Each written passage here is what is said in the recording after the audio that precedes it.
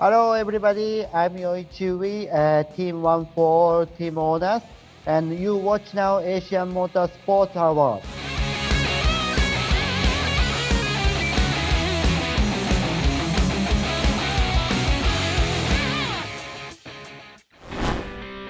All for one for all. A MotoGP legend lends his experience and passion to a truly diverse Asian team. Our classic race relives one for all's best ever finish at the Asia Road Racing Championship, and we analyse a season best performance from Hafiz Sharan at Moto2.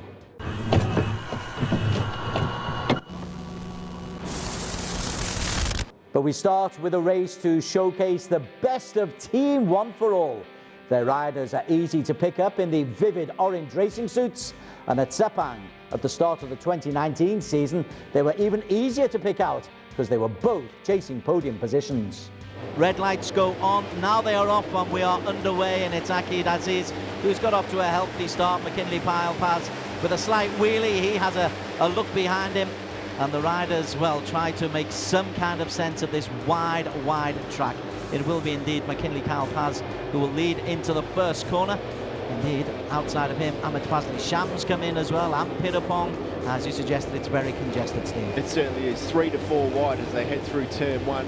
Then it's a bit of a flick of direction there, but I bet you that the group is not going to stretch out too much at this point. Just everyone finding their feet at the moment. Massive bunch of riders there as they head down and up into turn 3 at the moment. 570, Aldi Satya Mahendra is the man who was leading, but you don't look away, because as soon as you say somebody's leading, he will be taken away. Pirapong Lubenpang it was who took that. McKinley Kyle Paz will lead, going over ahead of Fazli Sham Akida. Fendi Rosley is amongst those who've made it into that little group. We are 20% of the way through the race, and also making a move is a Fendi Rosley in the vivid orange livery as Ahmed Fazli Sham goes outside of him onto lap number 2, and there's this little group of 8 or 9 who've pulled away, just 1 second separating 1 through 7, 1.27 separating 1 through 8. Yeah, Ahmed Fazli Sham, I'll tell you what, keep an eye on him. He's certainly got some good pace on board at the moment. And Akid Aziz as well, in qualifying on his own. If anybody can break the group, you can see him there leading at the moment with Effendi Rosley just nipping up the inside. And Effendi Rosley being put back now too. Akid Aziz is probably the only guy that, if anybody has a chance of breaking away from the group, it's going to be him. But I'll tell you what, it's been a long time since I've seen a 150 underbone break away from the group. He's swallowed up by the pack, and it will indeed be, well, Effendi Rosley's in there. Warren Wello's got himself involved once again, and also joining that pack is Pirapong Lubenpang, who's managed to get himself in this front 8. And there is Pirapong, who is leading the way. Yes, it's amazing how things can change so quickly in this race. Pirapong right up the front now. Good to see that he's there on his machine. Number 24's up there as well at the moment. Pirapong doing such a good job. Your teenage favourite, Aldi Satya, is still in there as well. He's on the blue livery just to the left of that little group there. Comes on the outside and right on cue moves past Effendi Rosley into second place. For a 13-year-old, what an experience it is to be racing against gnarly old veterans on a wonderful circuit like this. Warren Wello leads the Indonesian with Malaysia's Akid Aziz on home soil. Has a look, he hasn't got the lead he wanted coming into this final or penultimate straight. Instead, he had maybe a 10 bike length lead going in last time. This time he doesn't. He's in the chasing pack. Absolutely, so it's all going to come down to the slipstream now as they head down that long back straight. You can see the guys swerving around all over the place now as they head in. It's going to be a massive braking duel into that final turn. They're spreading out, they're tipping in. Up the inside goes Warren Wello, but he's well back. Effendi Rosley was in there, and there's collision as Ahmed Fazli Sham is brought down, and McKinley Pyle Paz can motor through, and it will be McKinley Kyle Paz from the Philippines who takes the race in this first race of the season. You called it spot on. Effendi Rosley pretty happy with his performance there. Second place. Again, he was one of those who just hung to the back of that group of 8 who were there or thereabouts, and it worked for him. It didn't work for Ahmed Fazli Sham because he got caught up in the traffic. Yeah, he certainly did. Great ride, as you say, by Effendi Rosley. Had to work for it. But boy, what a celebration for him. I mean, look at him, he's just coming around, big waves. Another great result for him and his team, the Team One for All, the TKR team. So really good way to start the year off for Effendi Rosley. My, heart rate is more than 160 maybe, and I wish that both riders in podium. But first, all my staff were thinking about both riders come back safety, So that time I watching the front of the pit lane, and I remember all staff shaking hand all together. Yeah. So I watched this. I happy to make this team. So all my going 1 for all. So it's a great race. And finally second and fourth. But I feeling like two riders winner. More from Youichi later in the show as we find out where the name One for All comes from. Since 35 years ago, Japanese rugby drama. Rugby. But right after the break, we look back on the triumph and genuine tragedy from a weekend of racing in Italy.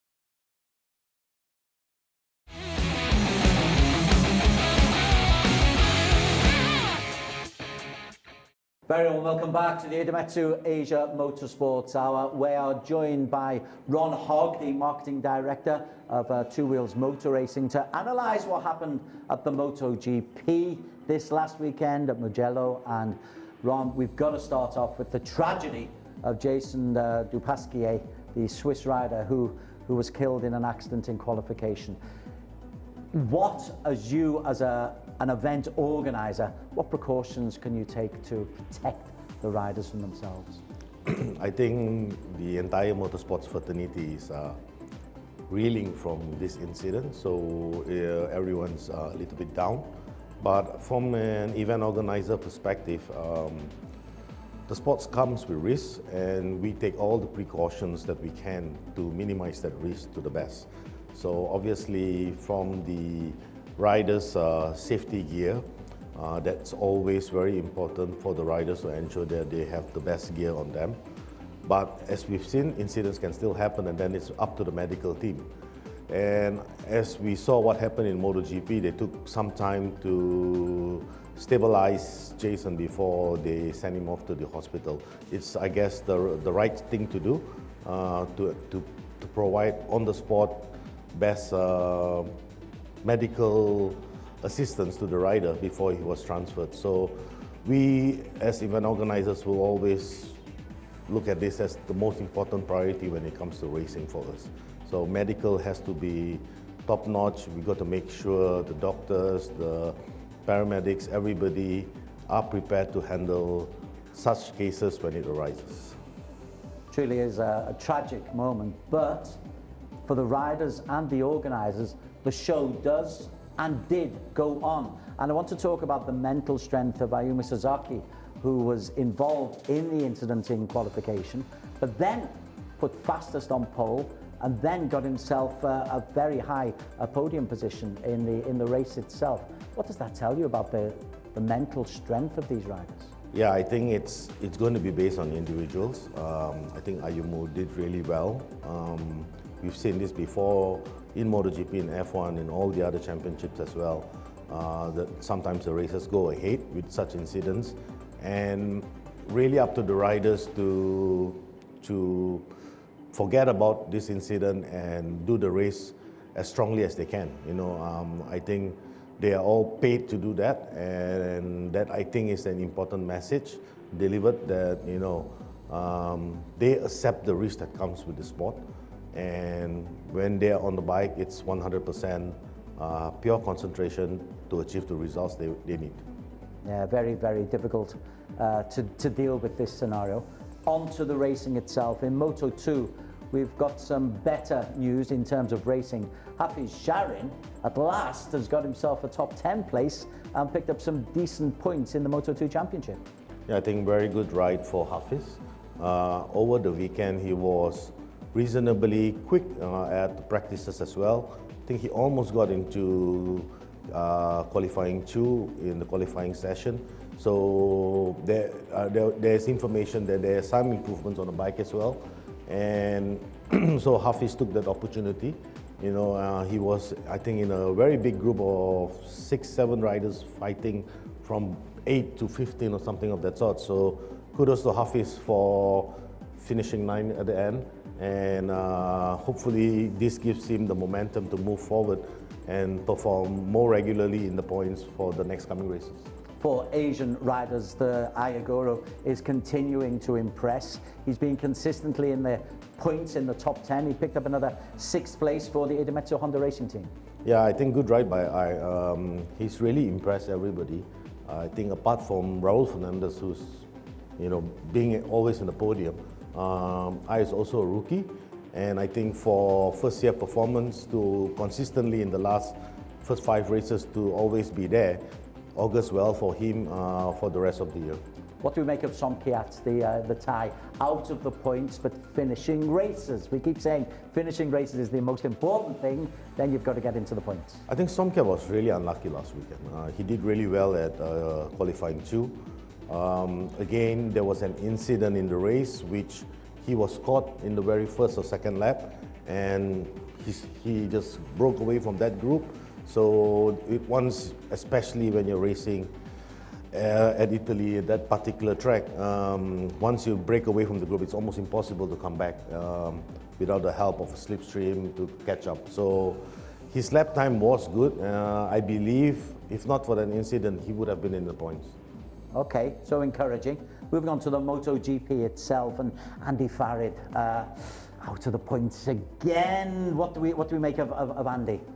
Again, Andy was also truly unlucky. He was also involved in that first lap incident which split that group. There was 3 or 4 riders that crashed, and unfortunately he was behind, and that group just broke away, because traditionally when you race at the group doesn't break away because of the slipstream. Everybody comes back together. So once there's an incident and the group splits, then it's almost mission impossible to come back into the picture. So on a racing level, you're very encouraged by the Southeast Asian performances. Yeah, I think so. The lap times are improving. They are not that far off from the pole.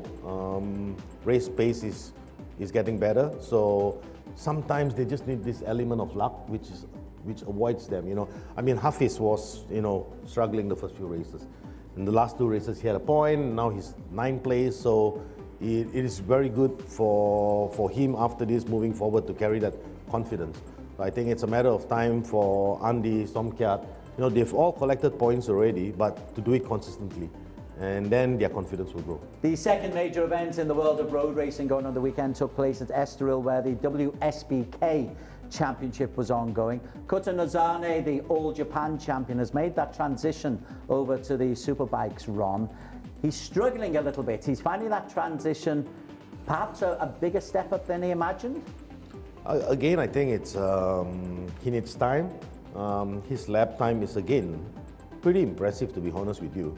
But he's coming from an All Japan Championship to now the World Superbike Championship. Biggest difference would obviously be the tires they use. They used to race with Bridgestones in Japan, and now they have to use Pirellis in the World Superbike. But I think again, if you race on a weekly basis with all these guys, you will soon be more comfortable to perform at that level. So he's still very young, and I think giving him a few more races, I expect him to actually perform reasonably well in the World Superbike Championship. Just on those superbikes, they have a Superpole race, a separate Superpole race there, which seems to be pretty unusual in the number of points that are allocated for it. What's your view of that as a race organizer? It's adding a different element to the championship. Personally, I like it because it's a different strategy. Again, if you look at the Superpole races, there are situations where riders could use different type of tires which they couldn't use in the normal race, and the results are always surprising at times. So it gives you that element of creating something different. Otherwise, you're going to have basically almost the same results in race 1 and race 2. So Superpole race in that sense is, in my personal opinion, quite interesting, and they award half the amount of points because the race is shorter. So all in all, I think it's a good thing to do. Perhaps something that'll be introduced into the ARRC? Possibly. I think that's something that we are always looking at.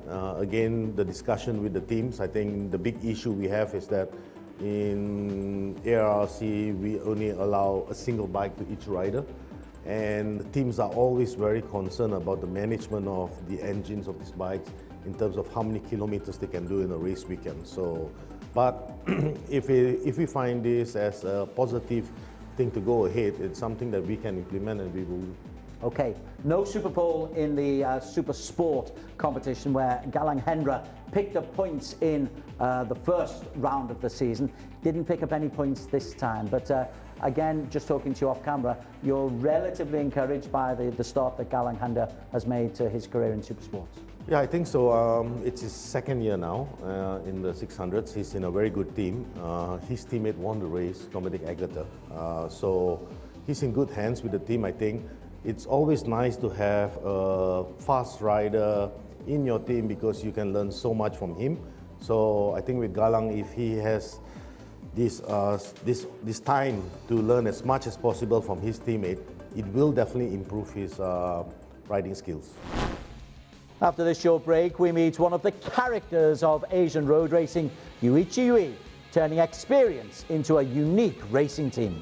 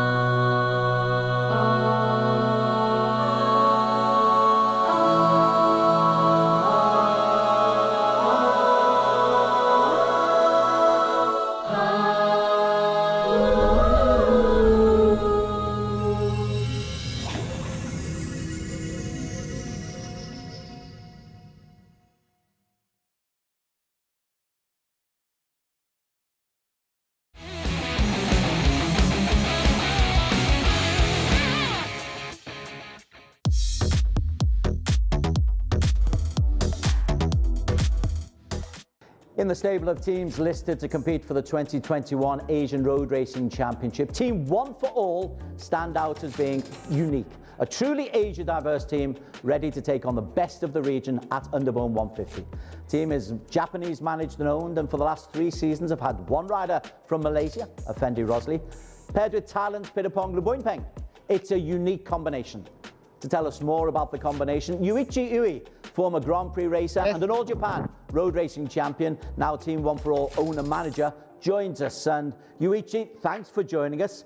The uniqueness of that Thai-Malaysian pairing, what's the thinking behind it? So, and when I started the Asian team is around 6 years ago. and now I have the underborn team, and I chose the riders each not same countries. I would like multi-nation teams. It's I'm Japanese, and the staff and rider Malaysia, and one rider in Thailand. So I don't want to the same country all staff. I would like multi-nation teams. Are you going to keep the team, the same combination, when the season starts later this year? Yeah, of course. It's a COVID-19 problem 2 years ago but how to say that I would like keep the same team, same rider, same staff forever. So Youichi, the Team One for All team, you've yet to win on the Asian Road Racing Championship, but you've had 2 second places and 5 third places, so you've been on the podium. What will make Team One for All winners? So we need just some luck for 20, maybe 20% more luck. The underborn is last lap is never scheduling rider. Very difficult, tough race. And for my opinion, is my team staff is good. Now I start a team is like a school team. Now my mechanics really nice skill, good skill, and rider also. Do you know my rider Effendi Rosri is working? Usually he's a police, police. So he will catching everybody. So I made his police. I always talking about to him. You need just luck. You have a skill. Machine is okay. Just you waiting, continue podium, and sure will be he will come for he's not his rider skill for me is really good. So I continue say always you need more luck, and just you waiting coming luck because you're police. You try to catch everybody, but don't stop.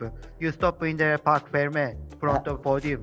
I always tell him. Quite right. Youichi is joining us from Tokyo. Lovely day in Tokyo at the moment. That's why he's hiding the microphone. Yeah. Yuichi, I need to ask you about the team name, Team One for All. I'm from Western Europe, and there's a famous phrase, all for one, one for all. It's about 3 musketeers who are all together. How did you come up with the name Team One for All? It's since 35 years ago, Japanese rugby drama. It's one teacher talking always. Rugby is one for all for one. So one person doing to the everybody, and everybody doing to the one person. Is for me. I like a lot this sentence, and is really. My team, all staff have a burning heart. Heart is really always burning, and I'm team manager, but I never do to the something too much, and I give all control all my team staff, and keep hard, one for all for one, and name is easy, and watching TV and all other team stuff remember their team name is easy. So I like this sentence. It's a great sporting analogy taken from rugby, as you say. I want to also ask you about the team colours, because they're the same colours that you used to ride in when you were a Grand Prix racer. Is there something lucky about the orange and the blue that Youichi has to hold on to? Oh yes, I start my sponsor color, but now is my team colors. Is my team pastel colors. Watching TV is very easy to see in TV. Okay, even outside, even stop bike also, easy. Before start and where is my rider? So just 1 second to see which position. So, and I like this color. It's any kind weather condition to see the really nice. And the cameraman also, many times first how to say the zoom, it's camera check. And after starting the recording, so I would like continue these colors. And that's our show. You've been watching the Asia Motorsports Hour, brought to you by Idemitsu, showcasing the very best of the road racing scene in Asia.